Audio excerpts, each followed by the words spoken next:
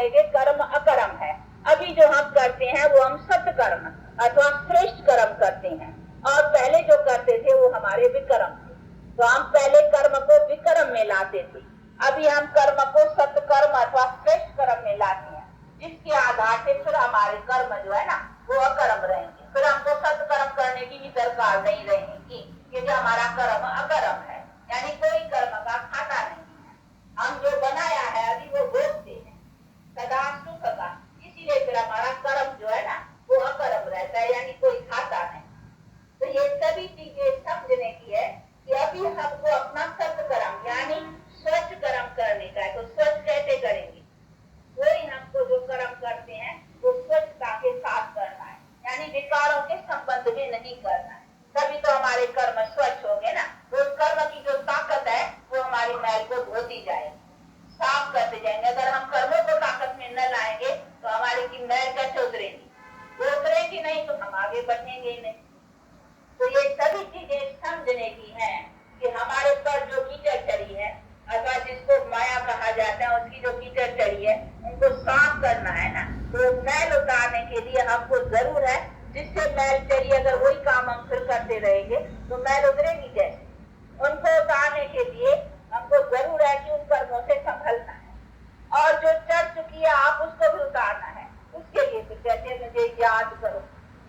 अभी याद करो, ये जो कहा जाता है मन को मेरे में टिकाओ अथवा मन मना भव है, निरंतर मुझे याद करो, इसकी सहज रीति बैठ करके बाप समझाते हैं कि किस तरह से मेरे में मन लगाओ। अभी देखो काम तो करना है ना, ऐसे तो नहीं है सब छोड़ छाड़ के बैठ जाना है ना। मन लगाने के लिए एक कोठरी में यहाँ कुछ छोड़ छाड़ के सब बैठ जाए, ऐसी बात नहीं है। हमको कर्म तो करना ही है, लेकिन कर्म करते भी हम योगी रहे, अर्थात मन उसमें टिका रहे, उसकी याद में रहे, उसकी बैठ करके के सहज तरीके से प्रैक्टिस बतलाते हैं कि चलो तुम देखो, भले देखो, देखना तो है यहाँ, तो देखते भी क्या देखो, तुम्हारे बुद्धि में क्या होना चाहिए। देखो अभी हम है ना, हम आप सबके तरफ देख रहे हैं, लेकिन हमारे बुद्धि में रहना क्या है कि हम क्या देखते हैं? ये सब आत्मा है। अभी हमारी दृष्टि जो है, हमारी नजर में जो है ये सब आत्माएं हैं। तो हम देखती हैं तो किसको देखती हैं? आपकी तरफ देख रही हैं तो हम आपको देखती हैं कि ये आपकी बॉडी है, ये दिल्ली है। अब बताया हमको, चलो हम देखते हैं, पर तो हम देखते हुए आपको देखते भी हम आपका क्या देखती हैं? यानी आत्मा। ये दिल्ली क्या है? ये कौन सी चीज है? आत्मा है ना।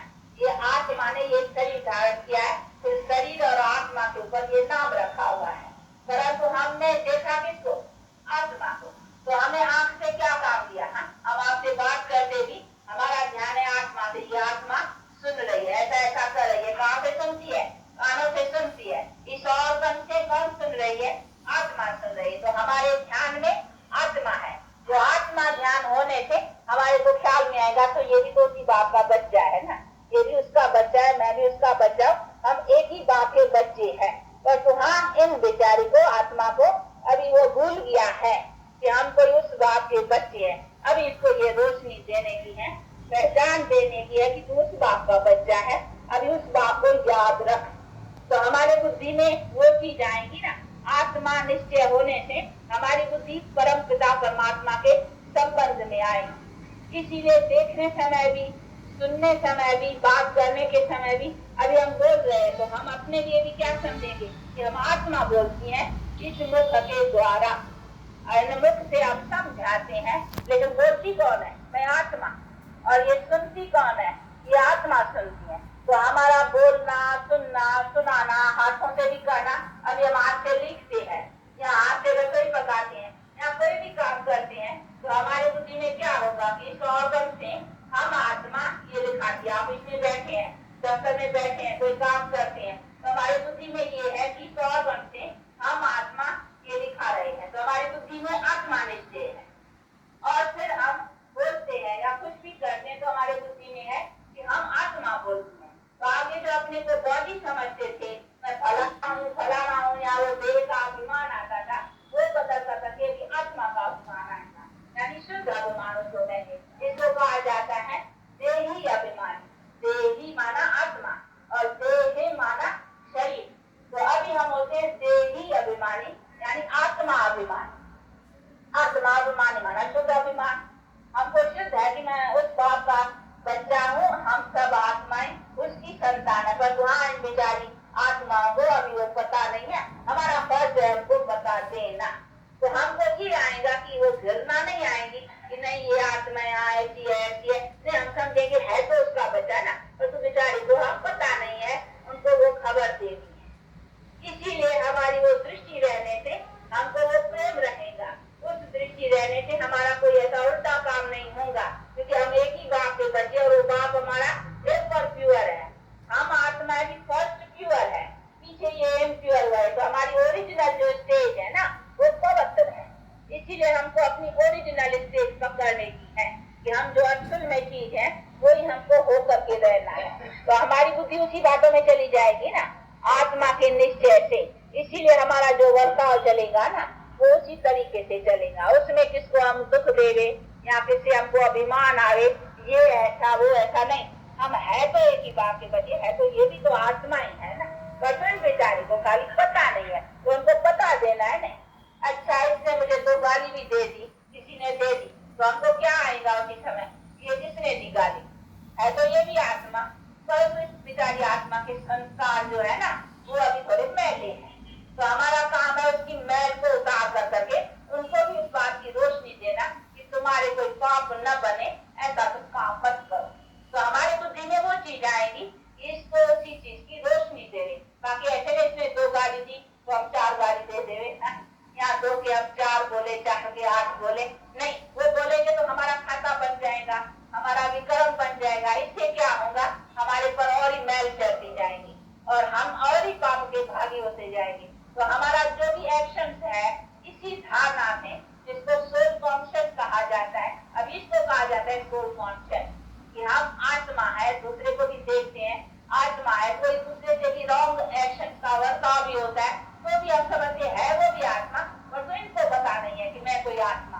पता होता तो ये रॉन्ग एक्शन में एक्ट नहीं करता, ऐसा नहीं बोलता, ऐसा कुछ नहीं करता। तो हमारा काम क्या है, उसको पता देना। चलो पता नहीं दे सकता, वो नहीं मानता है या कोई नहीं भी सुनता है, तो चलो मैं तो अपने खबर में रहूं, मैं तो अपने पते में रहूं, मैं तो अपने को सोल कॉन्शियस में रखूं कि मैं तो आत्मा हूँ ना, ये भी है। और तो बेचारे के संस्कार के ऊपर वो मैल चढ़ गई हुई है ना, इसीलिए बेचारा उसके वक्त में वो कुछ कर देता है या कह देता है। लेकिन उसके साथ हम क्यों कहें, हम अगर कहेंगे तो हमारा खाता बन जाएगा ना।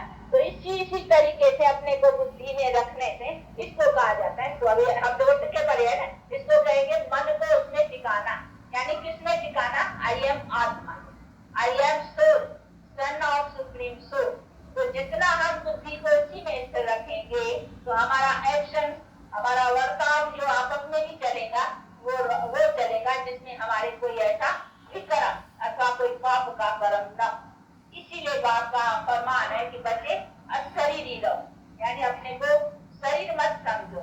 अशरीरी का मतलब है आत्मा, अशरीरी है ना आत्मा का, अशरीर तो नहीं है ना, वो अशरीरी है। तो आत्मा जो चीज हो अपने को वो समझ कर करके सारा दिन जो वर्ताव चलता है उसमें रह कर करके अगर वर्ताव करेंगे तो तुम्हारा वर्ताव भी जो है ना वो प्योर होगा, इम्प्योर नहीं होगा। इसी से तुम्हारे कर्म भी श्रेष्ठ बनते रहेंगे और तुमको बाप की भी याद रहेगी, गॉड कॉन्शियस भी रहेगी, सोल कॉन्शियस भी, यानी मैं आत्मा और तो परमपिता परमात्मा की संतान हूँ, तो गॉड कॉन्शियस भी रहेगा।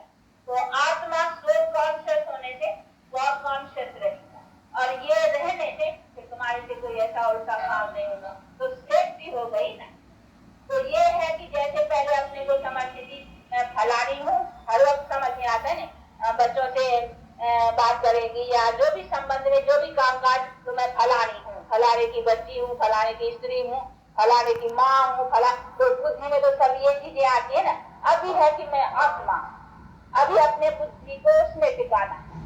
तो कहते हैं मन को टिकाओ, तो मन को कैसे टिकाना है, यानी मन को अभी इसी में रखना है कि मैं सोल, हर वक्त अपने को सोल समझ कर करके बर्ताव में चलना है। ऐसे नहीं सोच समझने से हमारा बर्ताव नहीं चलेगा। जैसे हम अपने को बॉडी कॉन्शियस में बर्ताव में चलते थे ना, अभी बॉडी में समझ कर करके अपने को आत्मा समझना है, यानी वो चीज समझने की आत्मा, बस वो समझ कर करके बर्ताव में चलो। तो वो समझने से हमारी बुद्धि जो है ना वो ऊपर रहेगी। ऊपर का मतलब है ऊंची स्टेज पर, ये आत्मा तो फर्स्ट प्योर है ना, उससे आत्मा की स्टेज इस ख्याल में आएगी। वो आत्मा फर्स्ट प्योर थी, अभी ये इम्प्योर हुई है। अभी हमको फिर अपनी फर्स्ट स्टेज जो है प्योर वो पकड़ने की है, और हम प्योर तो एवर गॉड की हम संतान है। तो बुद्धि में ये सब बातें रहने से फिर हमारे जो एक्शन है ना वो सब ठीक रहेंगे, कोई हमसे कोई उल्टा काम नहीं होगा। तो ये है चलते फिरते खाते भी, इसके लिए हमको जिस जगह बैठने की तो कोई बात ही नहीं है ना,